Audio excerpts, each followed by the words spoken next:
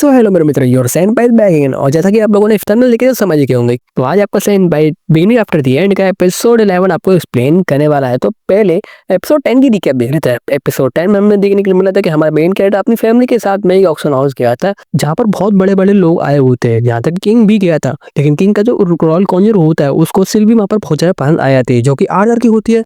तो वो royal conjure अपनी अथॉरिटी को यूज करके वहाँ पर सिल्वी को हड़पना चाहता था, लेकिन आर्चर यहाँ पर मना कर देता है और उसको वहाँ पर सिल्वी मिलती तो नहीं है।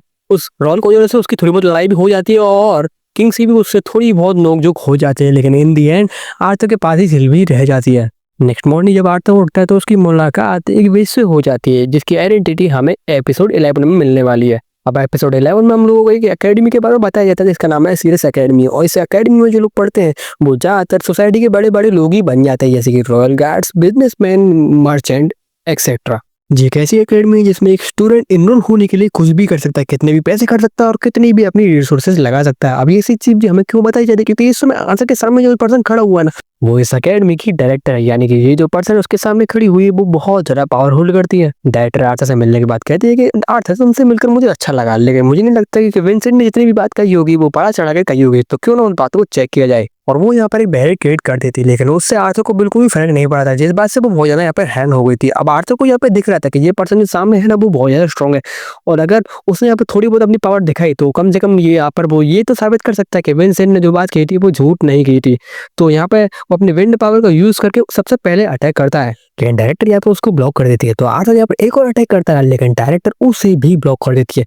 तो आर्थर यहाँ पे तीसरी बार में ट्राई करता है अपने प्रीवियस लाइफ की एक टेक्निक को, लेकिन अनफॉर्चुनेटली ये भी फेल हो जाती है। लेकिन डायरेक्टर यहाँ पे एक बात कहती है कि मैं सच में तुम पे बहुत ज्यादा इंप्रेस हो गई हूँ, लेकिन मुझे यहाँ पर ये दिख रहा है कि तुम अपनी पावर को यहाँ पर कुछ ज्यादा ही समझते हो। लेकिन यहाँ पे मुझे एक बात समझ में आ गई कि विंसेंट ने जो बात की थी बिल्कुल सच है, तुम्हारी फाइटिंग स्टाइल और मैजिक पावर वो बिल्कुल ही अलग ही है। और लास्ट में वो आर्थर से कहती है कि ये तुम्हारा लास्ट टेस्ट, अगर तुम इसमें पास हो गए तो तुम पास हो जाते हो। और वहाँ पर एक साउंड मैजिक का यूज करती है, जिसको आर्थर एंडोर तो कर लेता है, लेकिन उसको वहाँ पर बहुत ज्यादा प्रॉब्लम होती है। और इन दी एंड आर्थर भी यहाँ पे पास हो जाता है। डायरेक्टर यहाँ पे कहते हैं कि तुम्हें देख के ऐसा लगता है कि तुम्हें पर्सनली मैं खुद ही विंड मैजिक सिखाऊं, और ऐसा देख के ऐसा लगता है कि तुम अर्थ मैजिक भी इस्तेमाल कर सकते हो और तुम और भी एलिमेंट्स का यूज कर सकते हो। मैं झूठ बोल रही हूँ क्या? अब आर्थ यहाँ पे ये तो समझ गया था कि वो इस पर्सन से झूठ तो बोल नहीं पाएगा, तो मैं अब यहाँ पर खुद ही बता देता है कि वो वाटर एलिमेंट को भी यूज कर सकता है। अब ये बोलने के बाद डायरेक्टर आर्थ से ये भी बोल दे कि मुझे पता तुम और भी कुछ बोलना चाहते हो, तुम इसलिए इतनी दूर तक अपनी पावर्स को मुझे दिखाने आए थे। तो आर्थ यहाँ पर बोलता है हाँ आप बिल्कुल सही समझ रहे हो, क्योंकि आप एक पावरफुल पर्सन हो तो आप मेरी फैमिली को प्रोटेक्शन प्रोवाइड कर सकते हो, उनको सेफ रख सकते हो। और अगर आप इस चीज का मुझे वादा कर सको तो मैं आपकी एकेडमी में जरूर एनरोल हो जाऊंगा और आपको एक मास्टर समझूंगा। मतलब कि आरसी हमें ये बोल रहा था कि मैं आपकी एकेडमी में तब एनरोल होऊंगा जब मेरी फैमिली को आप प्रोटेक्ट करोगे। लेकिन आरसी हमें ये भी बोल रहा है कि मैं एकेडमी में तुरंत की तुरंत एडमिट नहीं हो जाऊंगा, मैं एडमिट तब होऊंगा जब मेरी एज हो जाएगी एकेडमी में एडमिट होने की। तो यहाँ पर डायरेक्टर बोलते हैं कि ऐसा तुम क्यों कर रहे हो, क्योंकि अगर तुम अभी के अभी एडमिट हो जाओगे तुम और ज़्यादा स्ट्रॉन्ग हो जाओगे। तो आरसी यहाँ पे बताता है कि मैं अपनी लाइफ को पूरी तरीके से जीना चाहता हूँ, तो सबसे पहले मैं एडवेंचर बनूंगा और दुनिया के बारे में और भी बहुत सी बातें जानूंगा। मुझे नहीं लगता मैं एकेडमी के लिए तब तक ज़्यादा लेट होऊंगा। तो यहाँ पर डायरेक्टर पूछती क्या तुमने अपने घर वालों से इस बारे में पूछ लिया? तो आगे यहाँ पे बताता कि अभी मैं पूछने के बारे में सोच रहा हूँ। तो डायरेक्टर से बोलती है जैसे तुम अपने घर वालों से इस बारे में पूछ लोगे तुरंत ये डील फाइनल हो जाएगी। तो आर्थ अपने घर पे जाता है, अपने मॉम एंड डैड को एडवेंचर बनने के बारे में बताता है, लेकिन उसकी मॉम यहाँ पर साफ मना कर देती है कि आर्थर यहाँ पर एडवेंचरर नहीं बनेगा, क्योंकि वो अभी अभी यहाँ पर वापस आया और वो नहीं चाहती कि वो फिर से खतरे के मुंह में जाए। तो आर्थर के डैड रेनॉल्ड यहाँ पे कहते हैं कम से कम उसकी बात तो सुन लो, लेकिन यहाँ पे एलिस कुछ भी सुनने के लिए तैयार ही नहीं थी। तो रेनॉल्ड यहाँ पे कहता है कैसा रहेगा अगर आर्थर के साथ में एक गार्डियन भेज दें जो कि उसे प्रोटेक्ट करे। तो एलिस यहाँ पे बोलते हैं इसका मतलब तुम सच में उसे जाने दे रहे हो? वो बोलती है यहाँ पे नहीं, मैं आर्थर को फिर से लंबे सफर पे नहीं जाने दूंगी। तो आर्थर यहाँ पे बोलता है नहीं, मैं एक लंबे सफर पे नहीं जा रहा हूँ, मैं सिर्फ 1-2 महीने के लिए जा रहा हूँ, और अगर आप चाहते हो तो मैं घर पे भी रेगुलरली आता रहा करूंगा। जिसे सुनकर एलिस भी थोड़ी बहुत बात को मान ही जाती है। और यहाँ पे आर्थर की बहन भी परेशान हो रही थी कि उसका भाई फिर से यहाँ पर जर्नी पे जा रहा है, तो वो भी उसको वहां पर मना लेता है कि नहीं मैं जल्दी वापस आ जाऊंगा। और यहाँ पे ये भी बताता है कि एडवेंचर वो इसलिए बनना चाहता है क्योंकि एडवेंचर बन के वो इस दुनिया के बारे में बहुत सी चीजें जान लेगा, और साथ ही साथ में वो इन चीज़ों को भी एक्सपीरियंस करना चाहता है जो कि उसके मॉम एंड डैड ने एडवेंचर बन के एक्सपीरियंस किया था। अब एडवेंचरिंग में जाने के कुछ और भी रीजन थे आर्थर के, जैसे कि वो अपनी पूरी ताकत को टेस्ट करना चाहता था, और कुछ ऐसे सीक्रेट्स भी थे जो कि अपने पेरेंट्स को वो नहीं बता सकता है। उसको वो अच्छा तो नहीं लगता है छुपाना, लेकिन वो तब भी नहीं बता सकता है। तो रेनॉल्ड यहाँ पे कहता है कि तुम्हारी मॉम जो चिंता कर रही है वो बिल्कुल नॉर्मल बात है, और मैं भी बहुत दिनों से एक बात सोच रहा था कैसा रहेगा अगर हम तुम्हें जब भेजें तुम्हारे साथ में एक गार्डियन को भेजें जो कि तुम्हें प्रोटेक्ट करे। अब यहाँ पे गार्डियन कौन बनेगा? तो एलिस और रेनॉल्ड अपनी पार्टी के जो मेंबर्स थे ना उनसे पूछते हैं कि क्या तुम गार्डियन बनना चाह रहे थे? यहाँ पे जो पोनी टेल वाला बंदा है ना, तो पहले ही साफ मना कर देता है कि भैया मुझे माफ करो, मुझसे बेबी सिटिंग नहीं होगी। और पता चला एक दिन मैं सो रहा हूँ और तुम्हारा लड़का मुझे ही मार दे, क्योंकि भाई ये पोनी टेल वाला जो बंदा है ना, वो थोड़ी बहुत गाली गुप्ता देने वाला टाइप से बंदा है। तो आर्ट्स यहाँ पे कहता है कि नहीं नहीं, आप बिल्कुल गलत समझ रहे हो, मैं ऐसा बिल्कुल भी कुछ नहीं करूंगा। अब रेनोल्ड यहाँ पे कहता है कि भाई हम लोग पैसे आपको ज़्यादा पे नहीं कर पाएंगे, लेकिन किसी ना किसी तरीके से मैं आपको जरूर थैंक्स कर दूंगा। तो पार्टी के मेंबर यहाँ पे कहते हैं तुम तो ऐसे बात कर रहे हो जैसे कि हम अजनबी हैं, हम तो खुद ही देखना चाहते हैं कि आर्चर बड़ा होकर कितना स्ट्रांग बनेगा। अब यहाँ पे ऐसी थोड़ी बहुत बात हो रही थी, तभी जैस्मिन अपना हाथ उठा देती है और बोलती है कि मैं गार्डियन बनूंगी। अब ये बात थोड़ी बहुत सरप्राइजिंग थी, क्योंकि ये भी एडम की तरह ही है जो कि बेबी सिटिंग का जॉब लेती नहीं है। तो जब उससे पूछा जाता है कि तुम ये क्यों कर रही हो, तो वो बताती है कि मैं ये आर्थर के लिए कर रही हूँ। अब आर्थर के डैड को ये बात अच्छी तो बहुत ज़्यादा लगती है। तो आर्थर के डैड यहाँ पे बोलता है असल में तो मैं ये सोच रहा था यहाँ पर हेलन या फिर डर्डन को मैं ये काम दूंगा, लेकिन क्योंकि जैस्मिन की भी फाइटिंग एबिलिटीज बहुत ज़्यादा अच्छी है और वो लड़ने में भी बहुत अच्छी है, तो वो इस काम के लिए परफेक्ट है। अब आर्थर के पेरेंट्स यहाँ पे जैस्मिन से एक बार पूछते हैं क्या तुम सच में ये काम करना चाहती हो? जैस्मिन हाँ कर देती है। तो इसी के साथ में फैसला हो जाता है कि जैस्मिन ही गार्डियन बनेगी। अब यहाँ पे बोलूँ इतना ज़्यादा खुश क्यों थे, क्योंकि जैस्मिन एक ऑगमेंटर है जो कि एलिमेंट्स भी यूज़ कर सकती है, और साथ ही साथ में कुछ समय पहले ही उसका माना कौन ऑरेंज हुआ है। और देखकर ऐसा लग भी रहा था कि जैस्मिन भी इस काम को लेकर खुशी है। अब इसके बाद में आर्थर के पेरेंट्स घर पे जाते हैं, तो घर पे आकर देखते हैं कि वो लिलिया है ना अकेले मेडिटेशन कर रही थी, जिसे देखकर यहाँ पे एलेनोर आर्थर की बहन गुस्सा हो जाती है कि लिलिया तुम अकेले ट्रेनिंग क्यों कर रही हो? तो लिलिया यहाँ पे एलेनोर से माफी मांगती है कि सॉरी, क्या तुम साथ में ट्रेनिंग करना चाहती हो? अब आर्थर भी यहाँ पर अपनी बहन को देख के ये सोच रहा था कि उसकी बहन भी 7 से 8 साल के होने के बाद में अपना खुद का माना कोर बना पाएगी, मतलब कि मेरी यूज कर पाएगी। लेकिन आर्थर ऐसा नहीं चाहता था, क्योंकि आर्थर चाहता है कि उसकी बहन का माना कोर थोड़ा लेट बने ताकि उसे अटेंशन कम मिले, क्योंकि ज्यादा अटेंशन का मतलब है खतरा। और उसके बाद में आर्थर अपने डैड से पूछकर ऑक्शन हाउस चले जाता है, क्योंकि उसको एक शॉट भी चूज करनी थी। और मिस्टर हेलिस्टियर से पूछने के बाद वहाँ पर भी सोन को ढूंढने लग जाता है। अब यहाँ पे आर्थर की मॉम चिंता कर रही थी, क्योंकि आर्थर बहुत ज़्यादा लेट हो गया था। तो उसके डैड उसको समझाते हैं कि शायद से वो अपनी शॉट को बहुत केयरफुली चूज कर रहा है, तो हमें इंतजार करना चाहिए। लेकिन हम दूसरी तरफ देखते हैं कि आर्थर को कोई शॉट पसंद ही नहीं आ रही होती, क्योंकि वहाँ पर ज़्यादातर जो शॉट थी ना वो बड़ी बड़ी शॉट थी, और आर्थर को अपनी बॉडी के हिसाब से एक छोटी शॉट चाहिए थी। तो कुछ देर बाद सिल्फी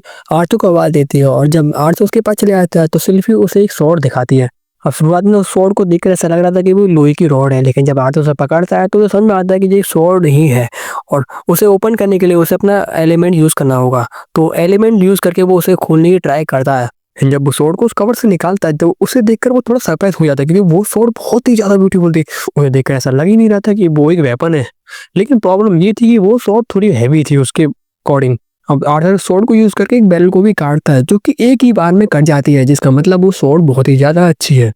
अब जो स्वॉर्ड थी उसमें कुछ वर्ड्स भी लिखे हुए थे, जैसे कि डॉन बल्लार्ड WK4। इसका मतलब उसको समझ में नहीं आ रहा था। अब स्वॉर्ड में जो लिखा था ना, आर्थर समझने की कोशिश कर ही रहा था, तभी वो स्वॉर्ड है ना आर्थर के हाथ में दर्द देने लग जाती है। तभी आर्थर के हाथ से वो स्वॉर्ड गिर जाती है, और आर्थर जब वो स्वॉर्ड को फिर से उठाता है तो उसे रियलाइज होता है कि अब ये स्वॉर्ड फिर से हल्की हो गई है, मतलब कि उसके बॉडी के अकॉर्डिंग इसने अपना वेट चेंज कर दिया है। और स्वॉर्ड वैसे वेट ही चेंज नहीं हुआ था, उसका बैलेंस और हैंडल तक ग्रिप है ना वो भी आर्थर के बॉडी के अकॉर्डिंग ही चेंज हो गया था। और आज से इसी बारे में सोच रहा होता है कि उसने अपने पास्ट में भी बहुत सी शॉट चलाई है, लेकिन उसे भी आज तक ऐसी शॉट नहीं मिली है जो कि उसे इतनी ज़्यादा परफेक्टली शूट कर रही थी। उसके बाद में आर्थर उस शॉट को यूज़ करके कुछ और बैलेंस को काटने की कोशिश करता है, जो कि बिल्कुल मक्खन की तरह कटते ही जा रहे थे। अब आर्थर ने ऐसे पहले भी वेपन्स के बारे में सुना था जो कि ब्लड लाइन्स को ही शूट करते हैं, लेकिन उसने आज तक ऐसे वेपन नहीं सुना था जो कि यूज़र के अकॉर्डिंग अपना वेट बैलेंस और यहाँ तक कि साइज भी एडजस्ट कर देता है। तो ये सोच ही रहा था कि भाई ये बंदा कौन है जिसने ये शॉट बनाई है। उसके बाद में आर्थर के डैड उसको वहाँ पर बुलाने आ जाते हैं, और आर्थर वहाँ से उनके साथ में चले जाता है। आर्थर के डैड को आर्थर अपनी स्वॉर्ड को भी दिखाता है, और उसके डैड बोलते हैं कि ये तुम्हारे लिए मुझे लगता है ये स्वॉर्ड अच्छी रहेगी। लेकिन तभी आर्थर के डैड वहाँ पर उससे पूछते हैं कि आर्थर ये तुम्हारे पास ये रॉड जैसी चीज़ क्या है? और यहाँ पे हमको पता चलता है कि आर्थर ने दो स्वॉर्ड उठा ली थी, मतलब एक स्वॉर्ड जो कि वो एलिमेंट वाली थी, और दूसरी एक स्वॉर्ड जो कि उसने दिखाने के लिए ली थी। अब आर्थर क्या वहाँ पर घबराता नहीं, और अपने डैड से ये बोलता है कि ये रॉड ये तो मुझे रास्ते में पड़ी मिली थी, और क्योंकि इसका वजन ठीक ठाक अच्छा है तो मैंने सोचा कि इससे मैं प्रैक्टिस मेरी अच्छी हो जाएगी।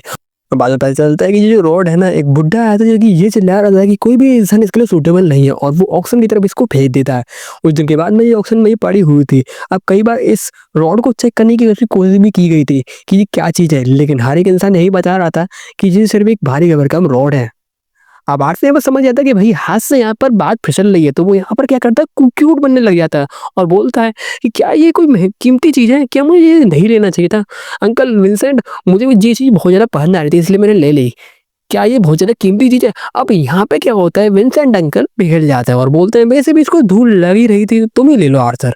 एंड इसी के साथ में आर्थर का जो प्लान है ना वो हो जाता है सक्सेस। उसके बाद में आर्थर अपने फैमिली मेम्बर्स के साथ में ना कुछ टाइम स्पेंड कर रहा होता है, साथ ही साथ में वो अपनी प्रैक्टिस भी कर रहा होता है एडवेंचर बनने की। और धीरे धीरे अब आर्थर भी 9 साल का होने वाला था।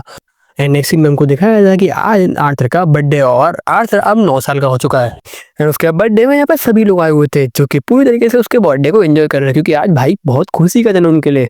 उसके बाद में आर्थर अपने प्रेजेंट्स को चेक करता है, उसको तरह तरीके के यहाँ पे प्रेजेंट मिले थे, जो कि सबसे पहले उसकी माँ का ही था, जिसमें उन्होंने एक ग्लव दिया था जिसमें उसकी माँ की हीलिंग इफेक्ट थी। उसके बाद में हम देखते हैं विंसेंट फैमिली का गिफ्ट, जिसमें उन्होंने 2 रिंग दी थी, जो कि एक आर्थर पहनेगा और एक उसकी मॉम पहनेगी। जिससे कि होगा क्या, जब भी आर्थर कभी खतरे में होगा ना तो उसकी मॉम को पता चल जाएगा कि आर्थर अब खतरे में है।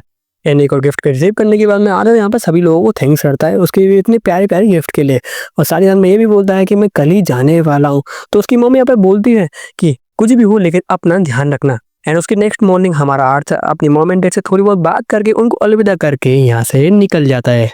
सो गाइस, इसी के साथ में एपिसोड खत्म होता है एंड आपको नेक्स्ट एपिसोड की लिंक आपको स्क्रीन पे दिख रही होगी। अगर आप लोगों को वीडियो पसंद आए तो वीडियो को लाइक करें, चैनल को सब्सक्राइब करें। मैं बताऊँ नेक्स्ट वीडियो में, तब तक के लिए सायोनारा।